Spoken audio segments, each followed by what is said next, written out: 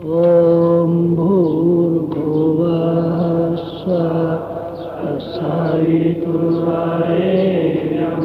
भर्गो देवस्य धीमहि धियो यो नः प्रचोदयात्।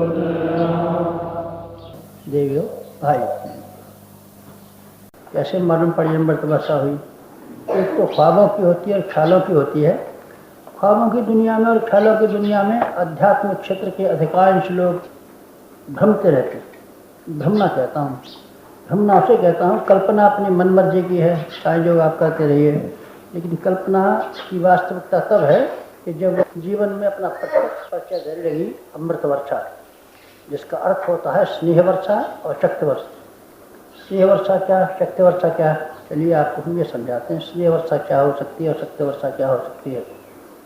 भागीरथ ने तप किया और तप करने के बाद में स्वर्गलोक से गंगा अवतरित होकर के जमीन पर आई। जमीन पर गंगा की क्या विशेषता थी? एक था बहाव और एक थी ठंडक। शीतलता और बहाव, ये पानी के दो गुण हैं। दो गुण हैं और गंगा के भीतर भी यही दो गुण थे जो ऊपर से जमीन पर आई। और अमृत वर्षा के भी यही दो गुण हैं। यही दो गुण हैं जिनको हम एक स्नेह कहते हैं और शक्ति कहते हैं। स्नेह और शक्ति को आप आध्यात्मिक भाषा में हम समझाते हैं आपको। आध्यात्मिक भाषा में क्या नामकरण दिया गया है इसको? भगवान का स्नेह और भगवान की शक्ति, सविता का स्नेह और सविता की शक्ति का इसका नाम क्या दिया गया है आध्यात्मिक क्षेत्र में? आध्यात्मिक क्षेत्र की पुरानी परंपरा में और पुरानी भाषा में इनका नाम शक्तिपात और कुंडलिनी जागरण दिया गया।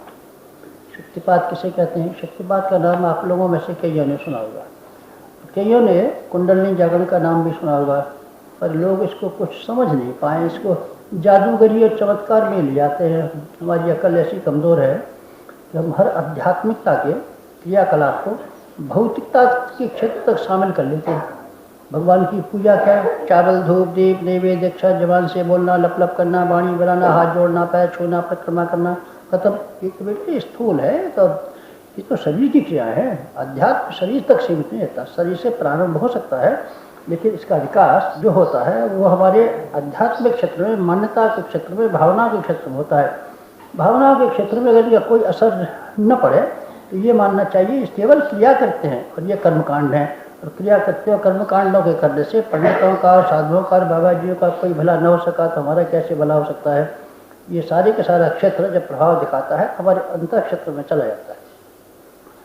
प्रत्येक क्रिया के बारे में यानी हम यही मान्यता बनाए बैठे हैं कि सारी की सारी चीज़ें भौतिक हैं और इनके जो लाभ मिलते होंगे वो भी भौतिक मिलते होंगे। आध्यात्मिक उपासना का लाभ क्या मिल सकता है? भौतिक मिलता है। क्या मिलता है? भौतिक क्या मिलता है? रुपया, पैसा, बेटा, बेटी, नौकरी, मुकदमा नहीं बेटी, नहीं मिलती। हमने तो सवेरे हम रोज ध्यान कराते हैं कि सविता जब अनुग्रह करते हैं तो क्या दिया करती हैं, और त्रिपदा जब अनुग्रह करती हैं तो क्या दिया करती हैं।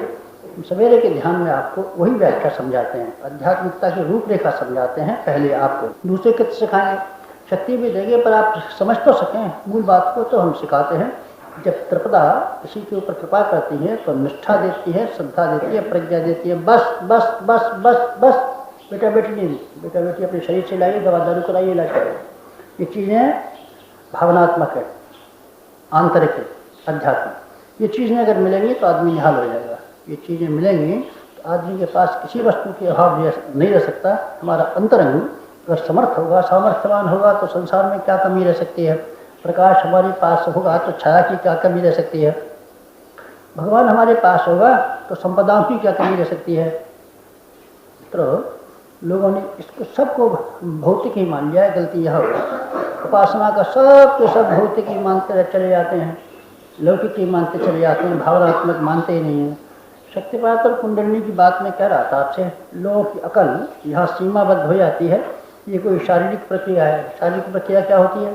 शारीरिक प्रक्रिया शक्तिपात के बारे में ये ख्याल है, कोई गुरु होते हैं, कोई चेला होता है। कोई गुरु आदमी के ऊपर, चेला के ऊपर शक्तिपात कर देते हैं। शक्तिपात माने ऐसे समझ लीजिए जैसे कोई बिजली का करंट मार देते हैं। बिजली का करंट मार दे कोई, ऐसा ऐसे हो जाए, ऐसे हो जाए, हाँ शक्तिपात हो गया था। हम गुरु के पास गए थे, शक्तिपात क्या था? शक्तिपात का नहीं हुआ बेटा, शरीर में हुआ था। शरीर में हुआ शक्तिपात, शरीर में नहीं होता। शरीर में कोई हलचल नहीं होती। ये अध्यात्म विशुद्ध रूप से चेतन है, इसका असर जो पड़ेगा विशुद्ध रूप से चेतन में पड़ेगा। शरीर में कोई अनुभव नहीं हो सकता।